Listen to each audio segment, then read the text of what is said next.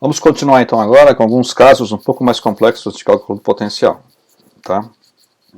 Por exemplo, isso aqui é um fio infinito carregado, ou, se você preferir, um cilindro condutor carregado. Tá? Então aqui está o fio, ou o cilindro.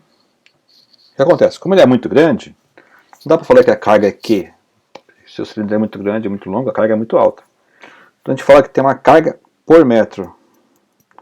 Tantos coulombs por metro. Isso é chamado de lambda. Lambda é coulombs por metro. Né?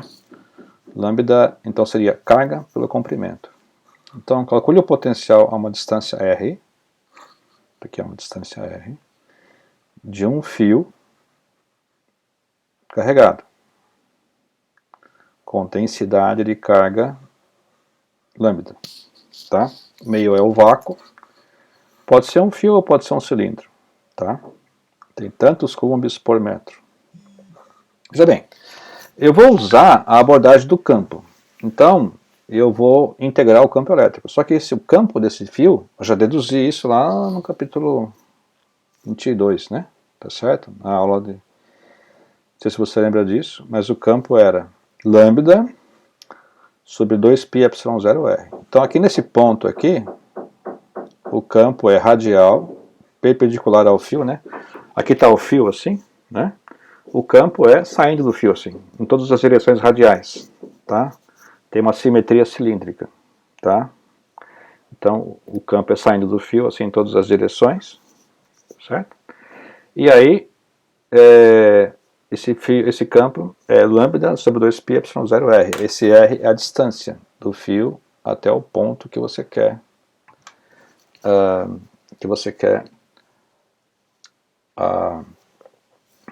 o campo ou a potencial, tá? Bom, então vou integrar isso aí, tá? Repara que o dr é radial, o campo elétrico é radial. Então, dr escalar er é módulo do primeiro, módulo do segundo, cosseno de zero, que eles são paralelos, tá certo? Estão alinhados. Então aqui, VA menos VB, integral de A até B, aqui ele não colocou o menos, tá certo? E escalar dl, então é módulo do primeiro, que é E, módulo do segundo, que é dr, cosseno de zero, que é 1. Então aqui eu tenho o E de R, dr. Só que esse E é lambda por 2πε0 sobre R. Então vai ficar integral de dr sobre R. Integral de dx sobre x. Isso é ln de x, né? Tá certo? Integral de dx sobre x é ln.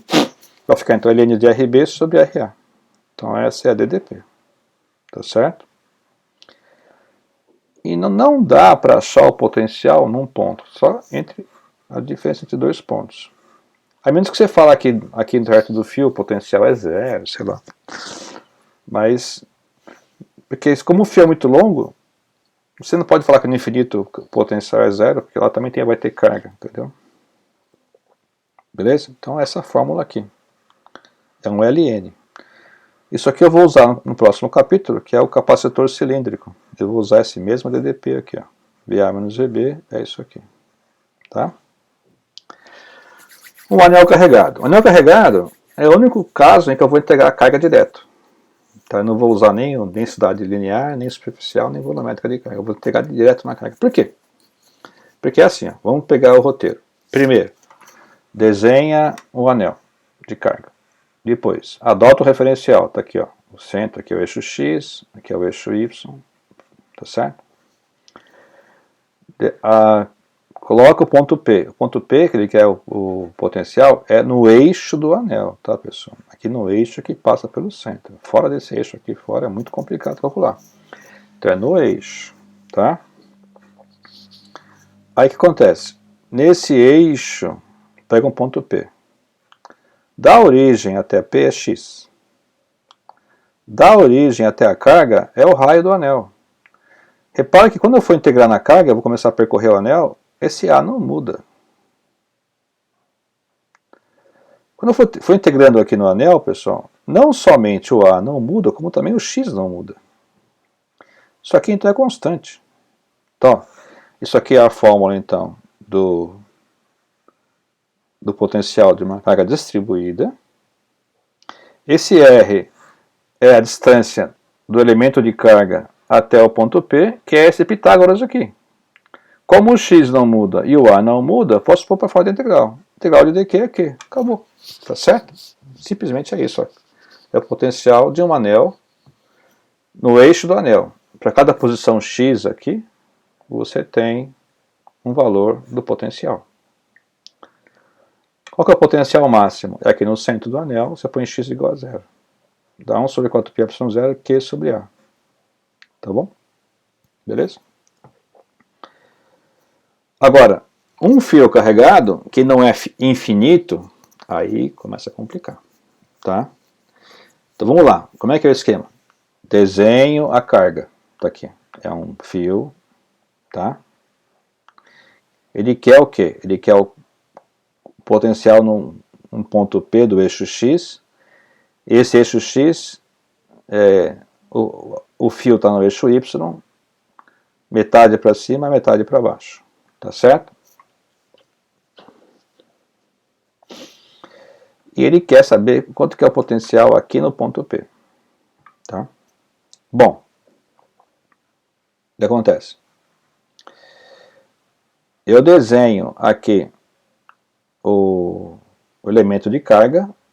Bom, primeiro eu desenho a carga, está nesse fio. Depois eu desenho o referencial, XY. Depois eu faço um desenho de um elemento de carga, que é o dq. E traço a linha que vai do dq até o ponto que eu quero. Essa é a distância, F. Tá? Então o potencial é aquela expressão anterior lá, que é essa aqui, ó. Tá certo? dq sobre r. O dq vai ser lambda dy e o dr é aquela raiz, tá certo? Ó, dq é lambda dr, ou seja, quem que é o lambda? É a carga pelo comprimento. Ó, lambda é a carga pelo comprimento. A carga Q distribuída no comprimento que vai de A, de menos A até A, que é 2A. Q sobre 2A é o lambda. Lambda dy é a carga. Tá certo? Bom, aí a distância R é isso aqui. Essa coisa. Agora, conforme eu for integrando aqui em dy, o valor de x é fixo, mas o valor de y não. O valor de y muda. Por exemplo, aqui o valor de y é 0. Tá? Então tem que integrar isso aqui em dy. Tá certo? Então você vai ter que fazer essa integral aqui. Beleza? Essa integral não é simples. Tá? Então, numa prova, por exemplo, a gente dá dados. Aí se dá umas fórmulas, entre elas a primitiva dessa integral. Tá?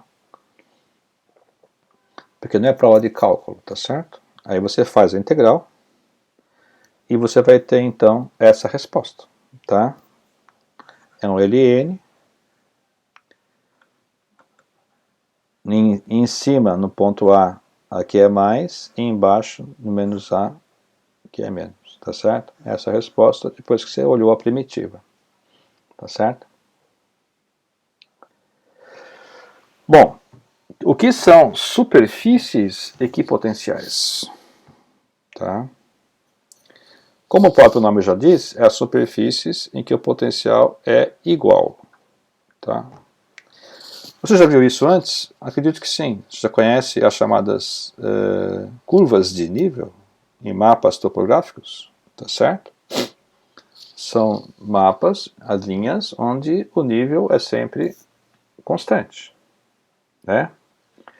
No mapa você vê uma linha muito longe da outra. Geralmente é um desnível, sei lá, 5 metros, 1 metro. Se uma linha está muito longe da outra, quer dizer que o terreno é bem suave. Anda um pedação para dar um desnível de 5 metros. Quando essas linhas estão próximas uma da outra, acontece. Entre uma linha e outra, o desnível já é 5 metros, então é um barranco. Né? Então, linhas próximas, desnível alto. Linhas longe, desnível é baixo. Né? A mesma coisa, se você soltar então por um morro uma bola, para onde que ela vai correr? Para onde que as linhas são mais próximas, onde elas são mais longas? Ela vai correr onde é mais próximas, que é mais são o caminho mais rápido, né? O mais curto. Então,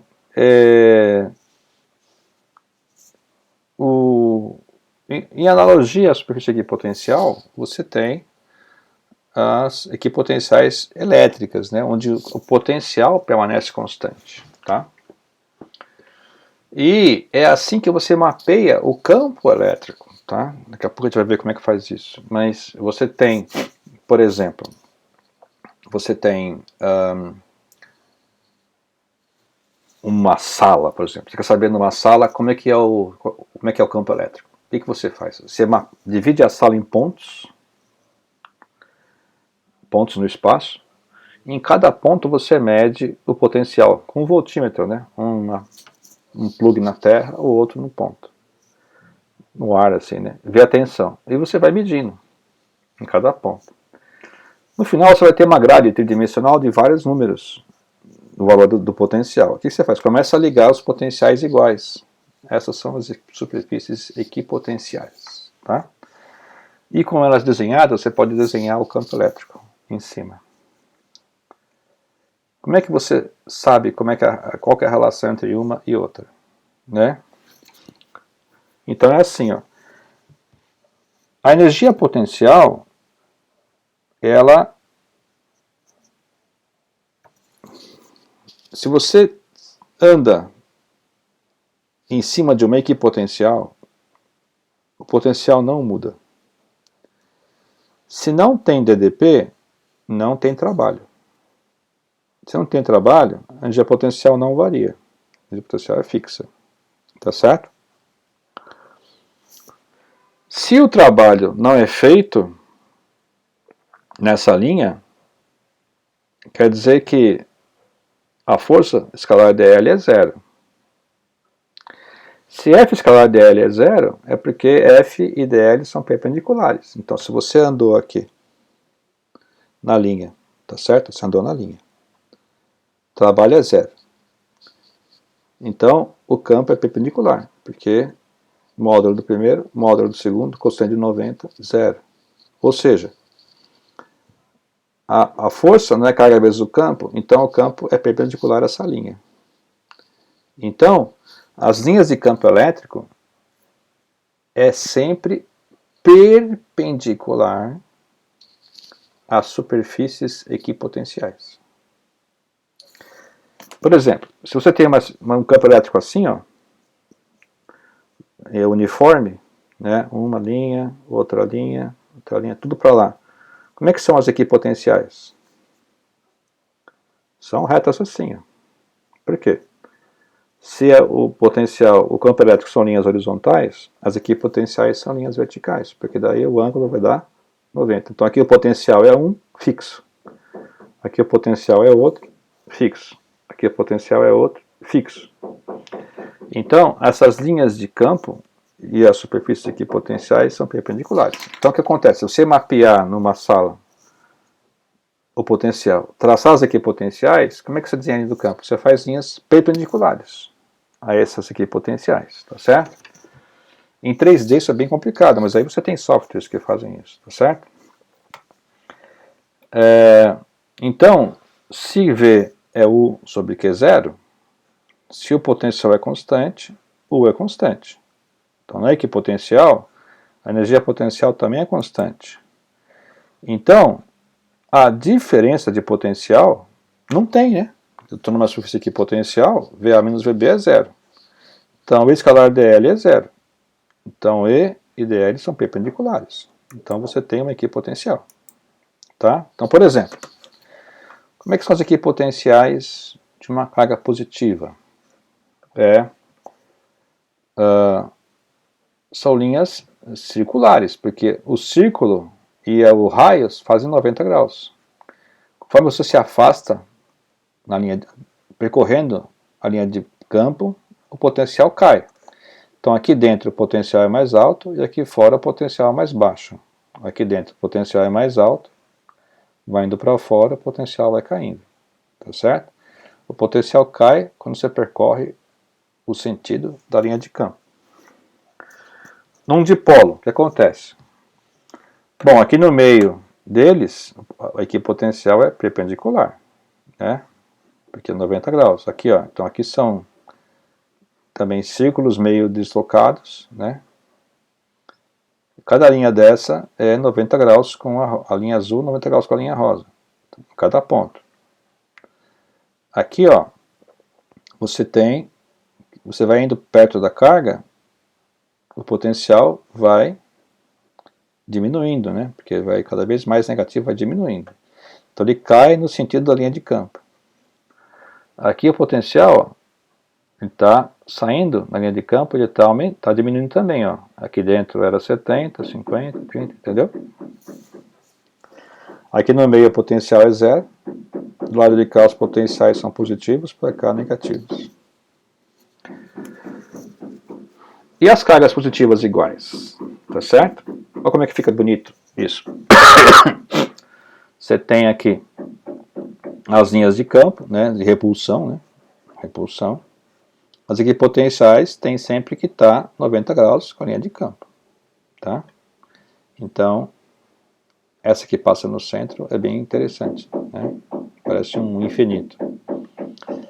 Conforme você vai saindo para fora na linha, vai caindo o potencial, tá certo? Vai caindo o potencial. E como é que é na Terra, por exemplo? Na Terra, você tem... A Terra, ela é como se fosse um condutor. Então, o campo é sempre perpendicular à superfície. Então, a superfície da Terra é uma equipotencial. Tá? Então, as linhas de campo saem, né? Então, por exemplo, elas vão morrer aqui na Terra. Então, aqui são as linhas equipotenciais. Tá certo? E aqui também é uma linha equipotencial.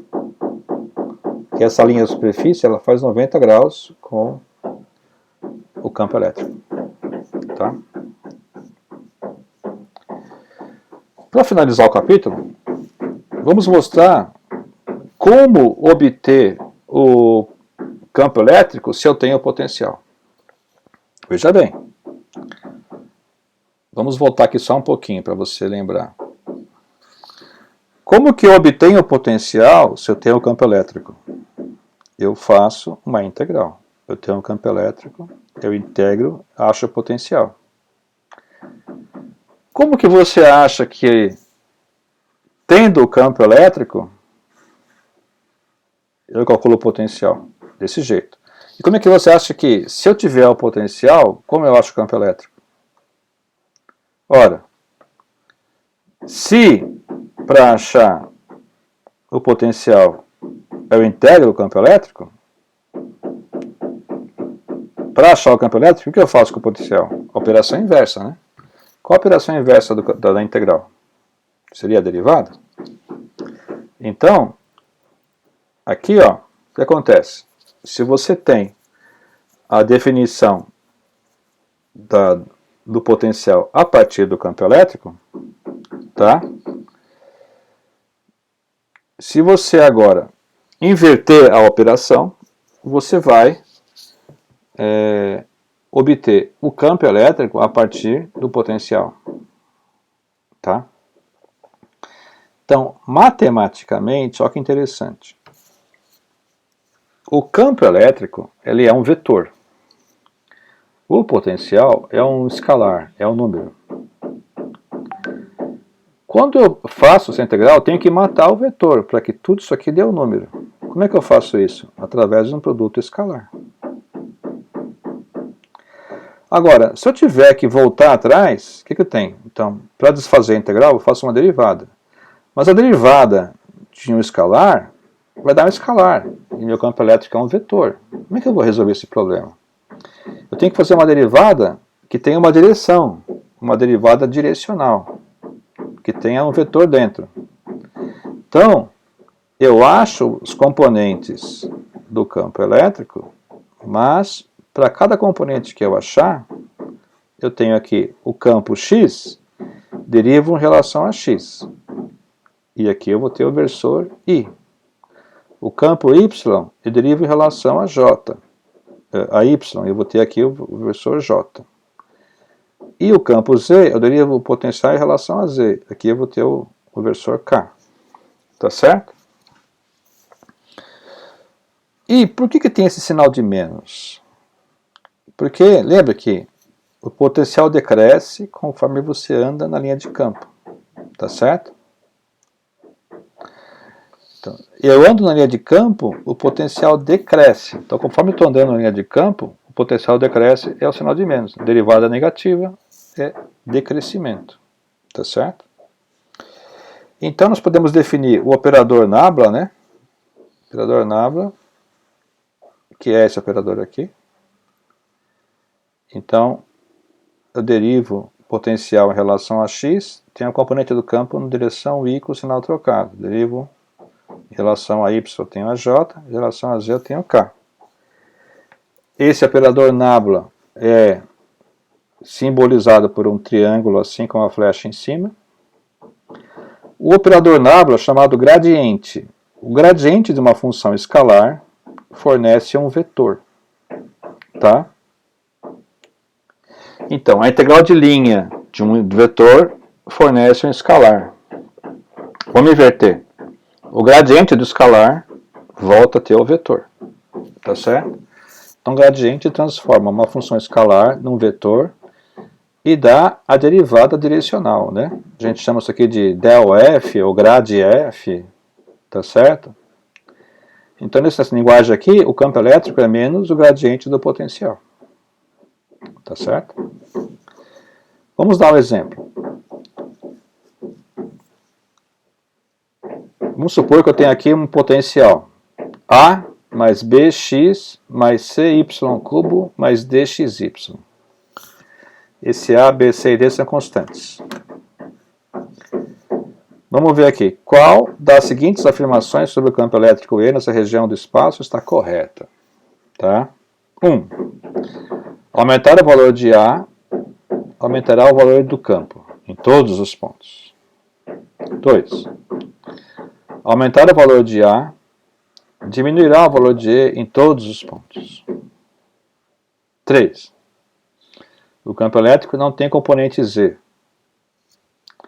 4. O campo elétrico é igual a zero na origem. O que você faz? Você vai e aplica o gradiente. Gradiente de V é menos del V del X. Então vai ficar assim, ó. Derivada de x aqui é 1, vai ficar menos B. E aqui a derivada de x é 1, vai ficar menos dy. Tá? A derivada parcial. Gradiente de V. Agora, menos del V del Y. Aqui é zero, aqui é zero. Aqui vai ficar 3cy quadrado. Tá certo? Mais dy. Não, dy é 1 mais dx. Tá certo? E del V del Z, que é a componente na direção Z. Mas aqui não tem Z. Cadê o Z aqui? Não tem Z aqui. Então, del V del Z é zero. Então, ó, E não possui nenhum componente Z. É verdade. É verdade. Então, esse 3 aqui é verdade. Porque não tem Z aqui. Tá certo? Mas, se eu fizer...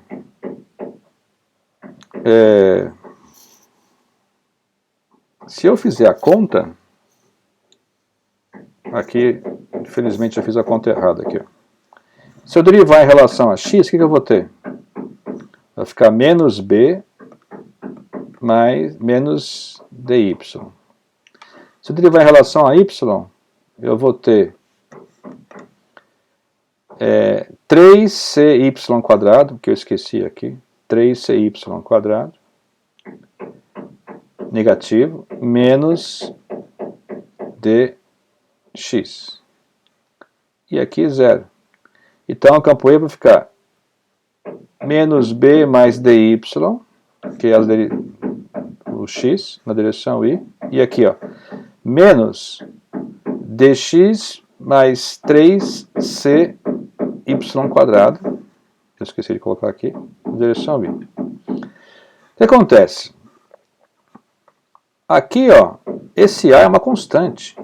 Quando eu fazer a variação do potencial e derivar, esse A vai embora. Então, se você aumentar o A, não vai alterar o campo E. Nem aumentar e nem diminuir. Então, as duas são falsas. Tá? Agora, na origem, ó, na origem, y é 0, mas sobra esse b. E aqui, ó, dx vai ser 0. E 3cy² vai ser 0 também. Aqui vai dar 0. Mas o ex não, vai sobrar um b aqui, ó. Então, na origem, o campo vai valer menos b. Então, esse 4 aqui também é 0. É falso também, tá? Beleza? Então, pessoal, me desculpa aqui que eu errei aqui a derivada em y, mas aqui é porque eu fiz correndo, mas aqui ele não vai alterar a resposta, tá? Vai ficar 3cy². Então, o que acontece? Se eu tiver, então, o potencial, calculando o gradiente dele e trocando o sinal, eu acho o campo elétrico. Tá? Se eu tiver o campo elétrico, fazendo integral de linha no circuito, eu acho a diferença de potencial. Então, são coisas interligadas. Se eu tenho o potencial, eu posso achar o campo pela gradiente. Se eu tenho o campo, eu posso achar o potencial pela integral de linha. Tá certo? São conectados. São duas mãos, né? Você pode sair de um e no outro. Tá certo? Dependendo do que você tem, você pode achar o outro. Beleza? E aí o que acontece? Eu vou deixar aqui uma listinha de exercícios, tá? Do capítulo 23. Começa na página 102. E aqui tem um exercício desafio, tá? Quem conseguir fazer esse aqui, eu vou depois dar um ponto positivo. Beleza? Então, pessoal, desculpe o atraso na aula.